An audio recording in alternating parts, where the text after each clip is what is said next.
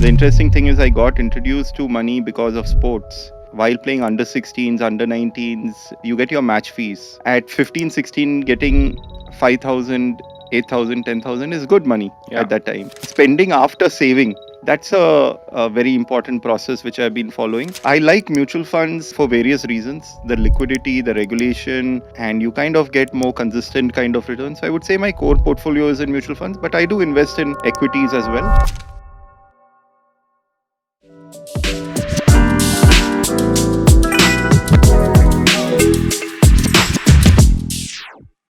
Hello and welcome to Money Skills by Scripbox. I'm Varun Shenoy. I'm an investment advisor at Scripbox, and today we have with us another Varun, Mr. Varun Girilal. Hi Varun, tell us something about yourself. It's good to meet another Varun. Uh, Thank you for having me. I have been based in Bangalore for the last 14 years, almost 20 years in the financial services industry. Hail from a defense background. Dad was a naval officer, so we lived along the coastal Bombay, Kochi, and of course Pune. And it's been an interesting journey. Prior to getting into the corporate world, I was into cricket. I've played Ranji Trophy. Uh, so it's been quite an interesting journey over the years. Thanks for having me, Varun. Thank you. So Varun, being a Ranji cricketer with a defense background, how did you end up getting into the world of money and finance? So yeah, I think defense sports people tend to think it's not connected to money, but the interesting thing is I got introduced to money because of sports. So while playing under 16s, under 19s, you get your match fees. So it's not the big money like the IPL players, but at 15, 16, getting 5,000, 8,000, 10,000 is good money Yeah. at that time. Yeah. So my dad actually nudged me to explore investing. He told, son, why don't you look at investing this money? Yeah. And that's how I started reading and started taking my first steps. And then it got really interesting. I started maintaining an investment journal, and I thought, okay, if cricket doesn't work, this is where I'm going to build my career. And I'm fortunate to have then got into the world of finance. Do you remember what was your first investment? Oh yeah, I do remember. I remember when I started off, I just wanted to get a secure return, and I remember there was this IDBI Flexi Bond. It had like a 12 or 14% guaranteed return. So those are times when, like more than 25 years back, when FDs had like 12, 14% kind of returns. Yeah. That's what I started with. Then I started getting into mutual funds, shares, and the journey started. Do you remember how old you were when you first bought your first investment? Oh, I was hardly Uh, 15 or 16 at that time. Okay. Yeah, I started pretty early. I had that advantage of starting early, and you make your mistakes with low amounts of money. And then when Yeah. you actually start earning, you've had your fair knocks and you're kind of more seasoned. So, Varun, how has been your investment journey from the time you started your first job until now? So, Varun, I mentioned earlier that I started investing at a very young age. Yeah. This was during the time I was a cricketer. From the small few thousands we would get as match fees. I started my career in financial services with ICICI Prudential in their bank assurance wing. So I had to collaborate with different divisions in the bank to distribute this insurance and pension solutions. Hmm. Now, it taught me also what not to do, and it also gave me an exposure into different product segments. Yeah.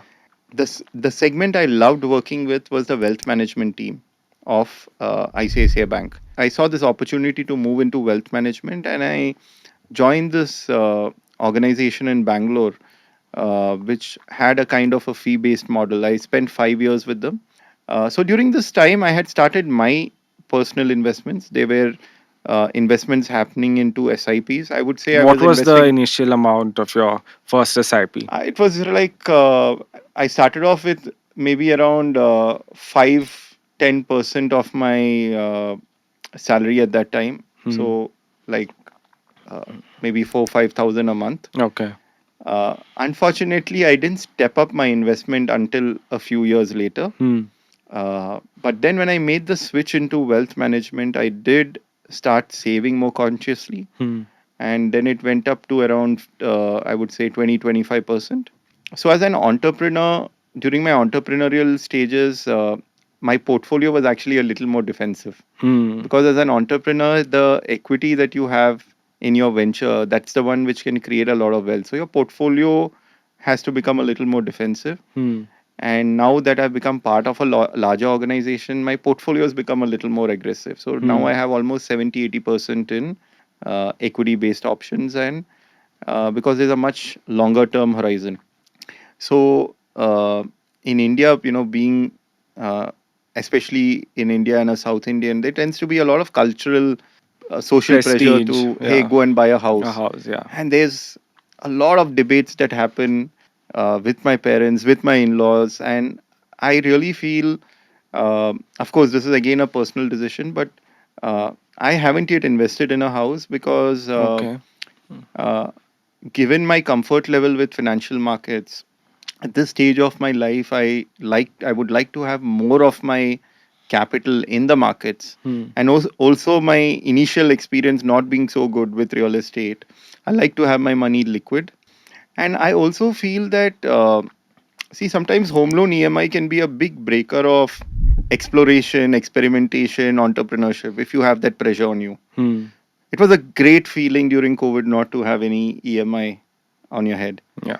So the other thing which I feel is, see, we live during periods where uh, you never know where your next opportunity is going to be. Your office today is in a particular part of Bangalore. Tomorrow your office shifts to another place. You want to be as close to it as possible. Yeah. Many of us today have skills which are globally mobile, Hmm. right? So once I get to my 50s, maybe at that time I might think of Buying a house. buying a home. Uh, I'm not one of those people who's fixed your emotional. For me, the thing which gives me a good emotional feeling is having a lot of liquidity and cash flow. yeah. So that's the way I have approached it. So, Varun, do you follow a specific investment philosophy? Do you experiment with different approaches, or do you just follow one philosophy? So my focus is on keeping it as simple and consistent as possible. So diversification, I would say almost 80% of my wealth is in liquid financial assets. I kind of did do an early real estate investment Hmm. into a kind of a plot like almost 14, 15 years back. So 80% in financial assets, 20% in real estate. In financial assets, I would say I have almost 70% in equity based investments. And Okay. within that, a large part, like almost 60% in mutual funds. Yeah. Uh, and I've given an allocation of around 10% in gold. Within equity, I am doing some diversification outside of India. Through you have mutual funds today which invest overseas. So broadly, I would say uh, 70 30 70 to 80 70 to 75% in equity based investments, primarily through mutual funds, and around 25% in steadier options. Okay. That's how I planned it. What about real estate? Do you have any investments there? So real estate is a place. Uh, this initial investment that I made, when I look back upon it, it's not really played out that well. And my own experience has been, see, I've had a very good experience with financial assets, especially mutual funds. And I can give some specific examples. Like, for example, the land I invested, I think I bought it in 2007, invested around 20 lakhs in it, Hmm. which today, after like 17 years, 2024, is at like some 50 lakhs. So when I actually calculated my annualized kind of Return. return, it Yeah. was hardly some 6 to 8 percentage. Yeah. The other thing I realized is I can't, if I need to take 10 out of that 50 lakh, I can't take it, but I can do it with my mutual funds. Yeah. So the fact that I have liquidity and I can slice dice Hmm. and take money out from mutual funds, that's been great. The other interesting thing I realized last year, when there was a big medical emergency in the family, and there was a huge medical spend, and I really didn't want to break my mutual funds. I wanted, pay taxes, allow them to compound over the long run. I realized that you get overdrafts at like within 24 hours at Yeah. very low interest rates. Yeah. So that was another thing which I really like. So now they form a core part of my portfolio, Okay. given that they tend to give you consistent kind of inflation beating returns, liquidity, and also the ability to get overdrafts if you really have an emergency. And gold, like, would you like to say something about Yeah, gold, I'm from your Kerala, investments? and we start Which is as, why I and I'm asked. married. Yeah, So if you have been to a Kerala marriage, you know that once you're married, you already have a gold allocation, yeah. right?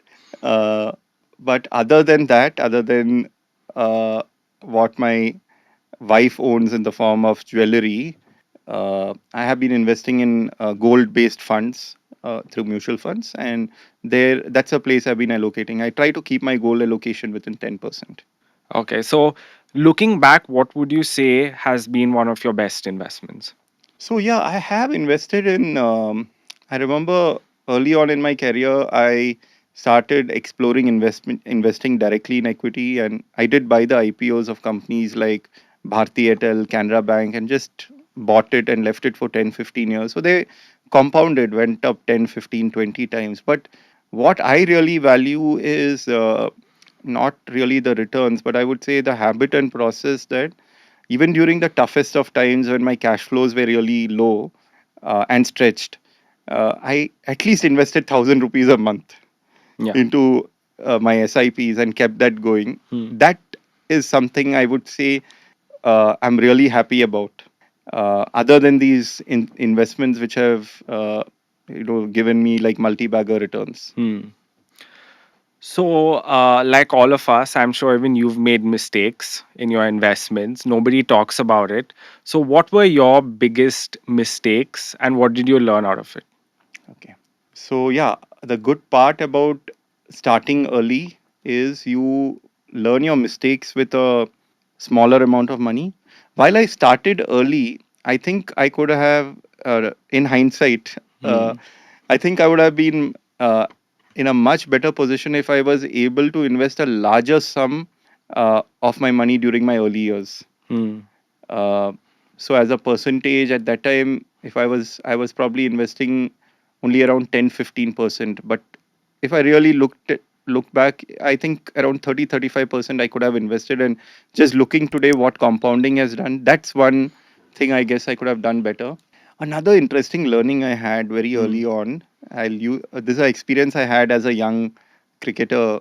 We were in Goa for an under 16 state match, and we were walking around in the beach after the game, and we saw these people playing this game. Hmm. I think you typically come across these as tourist traps where there are these people and they'll be playing some simple game where you Hmm. guess, Hmm. and the money that you put, it doubles. Yeah. So my friend and me, 16-year-old boys, full of enthusiasm, we watched it and hey, this looks like a easy game. You have to. There were three mugs. You have to call out where the mug was covering something. You have to call it out. So my friend told, "I'll call it out. You put the Hmm. money." So I put some 200 rupees. I lost it again. I put another 200. I got.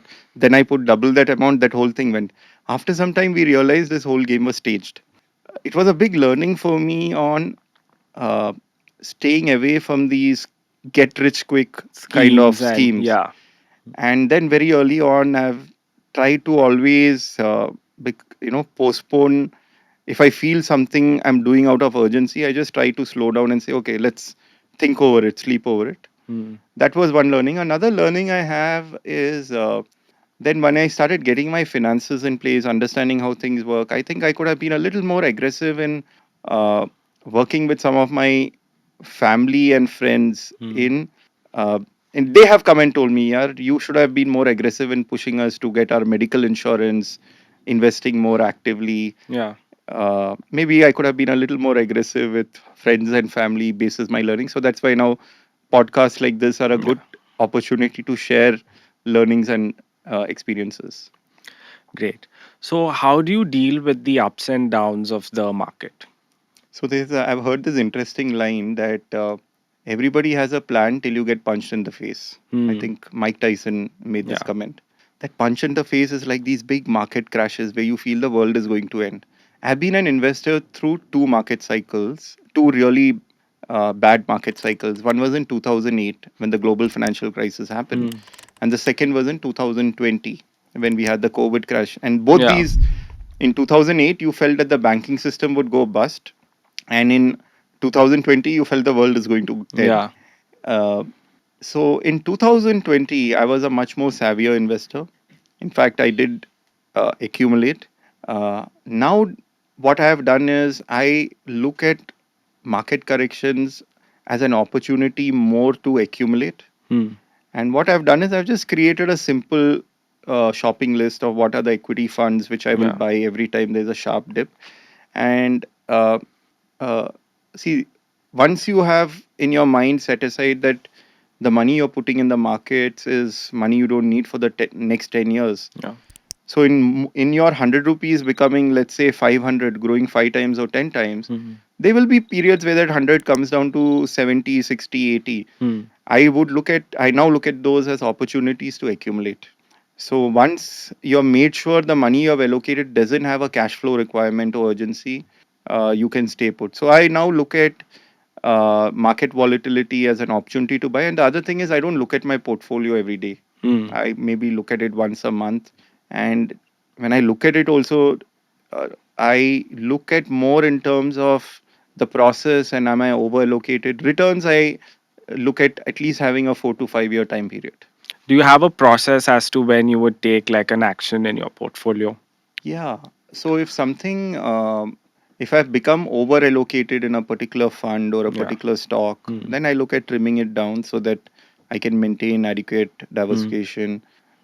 Now, recently, in the last 2 years, we have had a really sharp run up. So Hmm. I've just tactically rebalanced around 5-10% of my portfolio into safer assets. Hmm. But the core holding, which is Remains the around same. 65-70%, I hold. Hmm. What was 70% had become almost 85-90 because of Hmm. the market run up.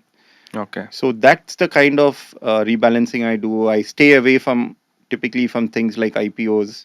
Uh, yeah, this is it. Be consistent, have prudent diversification. See, I don't want to get too absorbed into my money management Hmm. because there's a lot more things to do in life. Yeah. So if you could go back and give yourself advice at the beginning of your investment journey, what would that be? I think when I look back, I think I've been fortunate to get exposed to the world of finance at a young age. So there are no real regrets or anything as such. I think probably in my earlier days, if I had, while I started early, maybe invested a larger sum of money, that would have been a good thing. Um, I had I mentioned about this medical emergency where actually my brother had a very heavy hospitalization Okay. cost. And I remember when he was shifting jobs, I had spoken to him about increasing his medical cover, but maybe he was not that aggressive. So we always think bad things happen to other people. Yeah.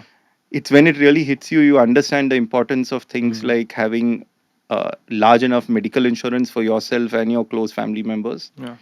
uh, so now I'm more proactive in doing that for uh, both myself and friends and family. So most of us we have that one particular amount that we want to accumulate, right? We have a goal of maybe like for example 10 crores. Now over the period of time when we are almost reaching that goal, maybe around 9 lakh or 9.5 9.5 cr, you end up feeling like maybe 10 is not enough, maybe I need maybe 5 more crores. So how do you deal with that? How do you become content? Because usually when you come closer to your goals you end up pushing the goalpost, right? So I'm sure you've gone through I that think over here too. that personal finance is really important. I look at it more like a journey rather than a end goal, and this is all with learnings. Uh, so I don't think it should be if I get here I'll be happy. I'm happy right now, and as part of the journey, I'm building up this corpus. Uh,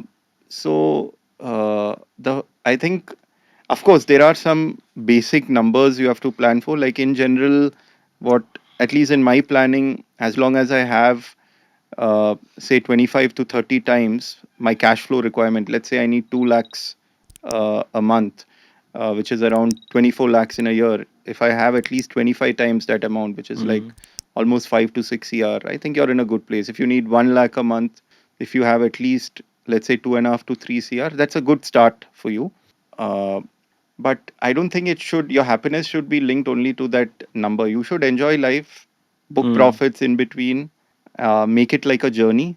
And with every additional growth you're getting more options, more freedom, to explore and do more and try more. That's the way I would look at it. So, Varun, you mentioned you have two kids, right? How old are they? 5 and 7, you mentioned. So, 5 and 9. 5 and 9. So, what is your plan with regards to their education, keeping inflation in mind? So, Varun, I think there's nothing gained by thinking about what we spent on our education and what we pay in terms of fees. Yeah. Being Indians and South Indians, we want to give a good education to our kids. Uh, I have so I while I think my planning for their investments has been through. At this point, I've allocated the money through equity-based mutual funds, and in my mind, what I've kept is once they maybe after another 7 8 years, when they get to the age of 15 to 18, I'll start moving that money to safer options like mutual funds which invest in steadier places, like what you call debt mutual funds. Hmm. That's the approach I have. So a large part of uh, the allocation which I planned for them is today in equity based mutual funds. Uh, and the other thing I know is that that money doesn't get see, even if let's say someone is saying I want to have at least uh, let's say 50 lakhs to a crore set aside for the graduate postgraduate expenditure. It's not that you need everything at one time. Yeah. You'll maybe have to give 20 25 lakhs a year, Yeah. and that's where I find mutual funds a great solution. I've stayed away from these locked in kind of products, like you have these education based plans from insurance companies. i Yeah. i always like to have liquidity in my portfolio, and I find mutual funds the best vehicle for that. And you have a step up for that as well, right? The SIP step Yes, up I for the am. children's. Every year I do look at opportunities to step up my allocation through SIPs. So SIPs, I feel I look at them like I don't just look at them as an SIP. I think it's like your subse important plan. So, before we wrap up, is there anything you'd like our listeners to know? Varun, what's worked for me is to be simple and consistent. So save and invest before you spend. Be in a good for your long-term investments. Equity mutual funds are a great work vehicle. So when we talk long-term, it's not 1 or 2 years. Keep a 7 to 10 year horizon. So keep it simple. Be consistent, and just being a long term having a long term perspective is a big strategic advantage. One more interesting learning I've had is when you talk about market cycles and volatility, we all feel when the market is beginning to fall, hey, it's fallen 10%, before it falls 30 40%, let me exit and re-enter when things stabilize. Get better. Hmm. Over these 15 20 years that I've been investing, I have found that just doesn't work. You may be able to time your exit, but timing the entry is very very difficult. Hmm. So what has practically worked is just buy a good range of buying, and as long as you don't need the money in the next 3 to 5 years, always stay invested in the markets, and provided your money is in a diversified place like an equity based mutual fund. So more than trying to time the market, more than timing, time spent in the market is what matters. Thank you. Okay. Thank you so much, Varun. Thank you.